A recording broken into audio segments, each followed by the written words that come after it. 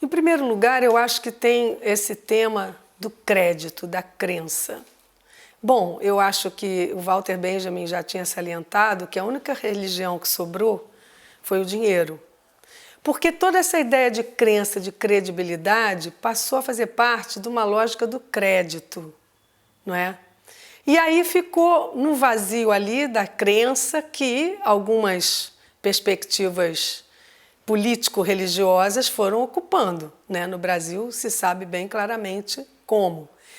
Me parece que o próprio termo pós-verdade não me agrada muito, porque, veja, ainda há muito de dogmatismo nessa pós-verdade. Quer dizer, me parece que as perspectivas reacionárias, neofascistas, conservadoras, elas usam o argumento relativista para desestabilizar argumentações progressistas. Mas, ao mesmo tempo, elas se valem de dogmas, né?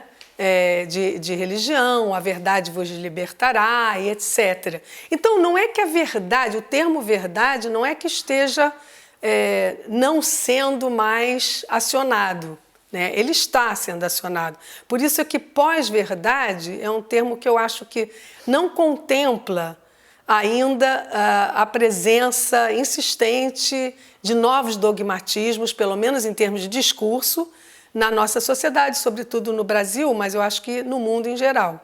Agora, o que é também curioso, inquietante, eu diria, mais inquietante que curioso, é que, vejam, no século XIX, quando você teve o Nietzsche, a filosofia do Nietzsche, vai discutir, com relação ao positivismo e a crença nos fatos brutos, vai discutir exatamente essa questão de que não existem fatos brutos, sempre há interpretações, sempre são perspectivas.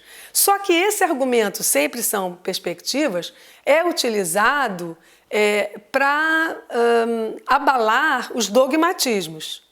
Entretanto, a gente assiste atualmente a um jogo político e discursivo que produz caos cognitivo, o tempo inteiro é a produção insistente, cotidiana de caos cognitivo, que usa esse argumento na falta de argumentos para se contrapor à argumentação mais progressista. Então, usa esse argumento de, isso é uma narrativa, é mais uma narrativa. Na verdade, então, usa uma espécie de relativismo banalizado, que não tem nada a ver com a perspectiva nietzschiana, porque o Nietzsche abala a verdade dogmática, mas considera que esse cenário de ruína dos valores dogmáticos seriam exatamente o solo fértil para a produção de novos valores, para a criação de novos valores. E ele foi o primeiro a detectar o niilismo nesse sentido, porque para muitos o dogmatismo desabando, né, os valores morais desabando, há uma queda no vazio. E ele vai chamar a atenção no Zaratustra, um homem com lampião em pleno meio-dia, como se não houvesse mais referências, não é? Então, na verdade, o declínio, a corrosão dos valores morais que se colocavam como universais, eternos e não inventados por determinadas perspectivas interessadas, a ruína desses valores vai, digamos que, convocar expressão de forças. Tem forças que são essas cínicas, né, que vão desabar no vazio. Se não tem esses valores, então não tem nenhum. Então é a ausência de valores que passa a ser celebrada, inclusive. Esse é o cinismo, né? Mas que o Nietzsche vai salientar desde o século XIX que o cínico é um romântico ou um dogmático desencantado, né? Ele só poderia ter aqueles valores. Não tendo aqueles, não existe nenhum.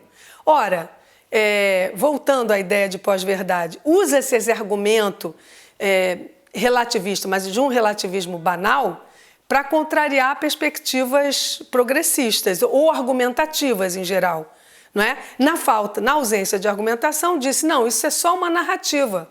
E aí eu não tenho, como a minha também é mais uma narrativa, eu não preciso argumentá-la, não preciso dar nenhum lastro para essa narrativa.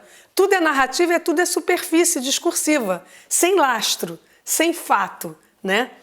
Portanto, aí muito interessante, quer dizer, o Nietzsche vai dizer não há fato, só interpretação, mas isso ele estava dialogando com o positivismo, com a crença em fatos brutos. Mas atualmente, e eu acho que a Hannah Arendt faz esse trabalho já depois da Segunda Grande Guerra, ela vai dizer que, não filosoficamente, mas politicamente, há uma verdade factual, né? A verdade factual que ela considera a mais assim vulnerável, porque sempre a política vai ter problemas com a verdade factual. Mas ela chama, em inglês, da dareness, o estar aí. Por exemplo, no Brasil atual, 33 milhões de pessoas passando fome, né? Quase 700 mil mortos na pandemia. Isso são a dareness dos fatos. E na verdade, essa perspectiva chamada pós-verdade, que considera tudo mais uma narrativa, vai tentar tratar esse fato, essa verdade factual, como uma narrativa. E isso é um problema seríssimo. Por isso eu acho importante até voltar ao tema da verdade factual. Vejam, não filosoficamente, mas politicamente. E não fato bruto, não é? Mas, ao mesmo tempo, essa verdade factual ela é muito vulnerável porque ela é ancorada em quê? Testemunhos humanos, depoimentos, vestígios, não é? Mas existem lápides, existem corpos mortos, existem famintos. Então, isso é a dareness, o estar aí, que não pode ser negado. Na verdade, essa discussão... Esse argumento de que é mais uma narrativa foi mobilizado na década de 80 do século passado por uma linha de historiadores de origem americana que diziam que Auschwitz, os campos de concentração, os campos de extermínio, nunca existiram, que, na verdade, aquilo foi narrativa já contrabandeada em favor do sionismo. Então, quando eles diziam isso, foi no momento em que Klaus Barbie, que era um desses carrascos nazistas, foi preso na França, e aí esses revisionistas da história vão dizer, mas nunca houve, né, os campos de concentração e de extermínio. E eu me lembro bem, porque na época eu estudava, fazia meu doutorado na França, que eu pensava, e aí, como é que você argumenta contra essa perspectiva, né?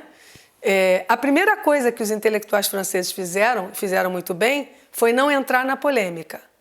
Porque essas perspectivas, como Olavo de Carvalho no Brasil, né, elas se nutrem da polêmica. Então, a primeira coisa é não polemizar. Só que chegou um grau de mediatização que era preciso responder de alguma maneira. E aí o Vidal-Naquet, né, vai responder com uma obra que eu gosto muito, Les Assassins de la Mémoire, que, na verdade, esses supostos revisionistas da história não estavam revendo a história, estavam negando a história. Não é? Porque qual era o procedimento?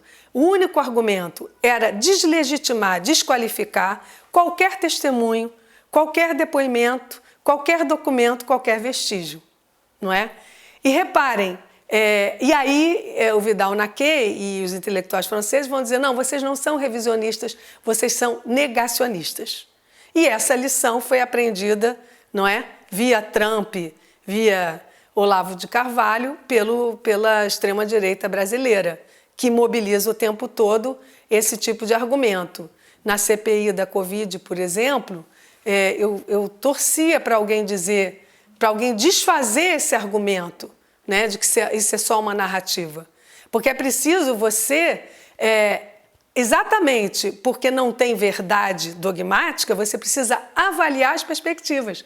A genealogia nietzschiana é isso, avaliar o valor dos valores. Então, exatamente porque não tem certezas e dogmas a serem respeitados, é que você precisa avaliar o valor das perspectivas, das narrativas. Né? De onde elas vêm, com que interesse de destruir a vida ou de intensificar a vida, e a que elas servem. Então, você precisa avaliar as narrativas. E, por outro lado, eu acho que restituir o campo de uma verdade que não é mais dogmática, que é uma verdade da there-ness dos fatos, estar aí das coisas, né? Que é muito difícil atualmente de ser enfatizado, mas que é um argumento que não pode ser negado, embora vá se tentar negar. Né? Vai se tentar negar com outros cientistas, com outros dados. Enfim, é um campo de disputa, de tensão, mas inquietante, porque negando-se tudo, torna-se tudo tábula rasa e aí pode-se fazer o que se quiser com as populações, com a vida humana, com o planeta. Então é preciso combater o negacionismo e eu acho que o termo pós-verdade me parece limitado para essa função, para essa nossa função, que eu acho que é uma função do pensamento crítico atualmente, não é? Muito importante. É importante salientar que talvez o próprio termo da Hannah Arendt, verdade factual, seja um pouco mais problemático atualmente, né? Em que você tem um jogo entre verdades dogmáticas e argumentação racional baseada em fatos. Então, talvez o termo verdade factual hoje seja ainda um pouco mais problemático do que na época que a Hannah Arendt pensou esse tema, nos anos 60, nos anos já 70 praticamente. Ela pensou dos anos 60 para 70. Talvez a gente possa pensar mais em termos do que ela chama do there-ness. Sabe, uma pedra no meio do caminho do Drummond? Tem uma pedra no meio do caminho. São as lápides, são a fome, são os milhões de pessoas deixadas aí ao léu nas ruas, mendicando. Então, eu acho que essa ideia da there-ness, o estar aí, da pedra, da factualidade, talvez mais do que verdade factual. Sendo que sempre essa factualidade vai ser passível de ser desmontada a partir de outras narrativas. Então, me parece que a filosofia nietzschiana é preciosa nesse sentido, porque o que ele propõe é exatamente, na medida em que não há mais valores universais, eternos, a que devemos nos submeter, que sirvam como parâmetro, não é? É preciso, por isso mesmo, avaliar as narrativas, contrapô-las, não é? E como é que se dá a avaliação? Quais são os critérios de avaliação? Para o Nietzsche tem a ver com a vida, tem a ver o critério nietzschiano, que a gente pode adotar ou não, ou criar outros, e ele nunca pretendeu que nós usássemos o critério que ele usava, né? Era um critério, uma perspectiva, mas o que eu acho bem interessante é assim, aquilo que favorece a vida, que intensifica a vida, ou aquilo que mata, que destrói, que empobrece, que enfraquece a vida, né? Então, esse parâmetro aí. Então, tem esse aspecto que eu acho importantíssimo, a avaliação. Tudo bem, não há fatos brutos, há factualidades, isso há. Não é? Você tem que combater quem tenta desmontar as factualidades. Mas, ao mesmo tempo, você pode... Para quem vai te dizer, isso é mais uma narrativa, você diz, mas é uma narrativa de outra ordem, com outro lastro, com outro peso, não é? E com outros efeitos mundo. E aí você avalia, exatamente porque são perspectivas, aí é que você tem que avaliar. Avaliar que interesses estão sendo ali expressos e que efeitos essas narrativas vão produzir no mundo, na vida. E também gostaria de salientar, eu comecei por esse tema do crédito, não é? Que a única religião passa a ser, a única crença passa a ser o dinheiro, passa a ser, atualmente a gente diria, o mercado. Lembre-se que in God we trust, está marcado lá no dólar, né? O trust, né? A confiança que é tão necessária para se viver. O Jonathan Cryer vai dizer que você só consegue dormir quando confia no mundo, quando confia no outro no mundo. Por isso que a gente tem tanto problema para dormir. E a gente também inveja tanto um bebê dormindo, porque para dormir é preciso confiar no outro e no mundo. E como confiar? Esse é um problema também, né? Que crédito, que crença, que credibilidade tem os discursos, né? Em que acreditar? Então é muito curioso, porque o capital, né, tomou o lugar do crédito e da crença, e deixou um grande problema que é um um vazio de crenças. Mas diante desse vazio, as forças se expressam nietzschianamente. Muitas vão dizer, que bom, posso inventar valores. Outras vão cair no vazio, no cinismo e no niilismo radicalizado, a ausência de valores. Para essas, o Nietzsche tinha uma solução. O niilismo deve se intensificar a tal ponto que ele mesmo se anula, se anulando, se destruindo, né? A destruição pode chegar a um ponto que ela mesma se destrua. E aí, não é? Azar o dela, mas seria uma boa notícia para quem aposta na vida.